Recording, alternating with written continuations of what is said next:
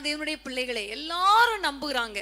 எல்லாருடைய நம்பிக்கைக்கும் பாத்திரமா இருக்கிறவர் நம்முடைய ஆண்டவர் மாத்திரமே. ஆமென், ஹல்லேலூயா. அப்ப அவரை நம்பும் பொழுது கர்த்தர் எப்படிப்பட்ட காரியங்களை செய்கிறாரா? பயங்கரமான காரியங்களை செய்கிறார்.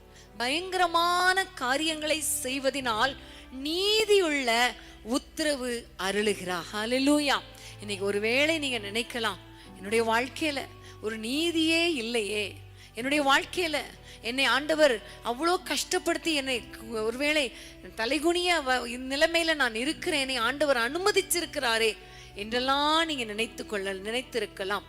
சத்துருக்கள் எங்களுக்கு விரோதமாக எழும்பி மகிழ்ந்து கொண்டிருக்கிறார்களே என்றெல்லாம் நினைக்கலாம். நிறைய நேரங்கள்ல பிசாசு பலவிதமான பில்லிசூனிய கட்டுகள், மந்திரிக கட்டுகள் எல்லாவற்றுக்கும் உங்களை அடிமைப்படுத்தி வைத்திருக்கலாம்.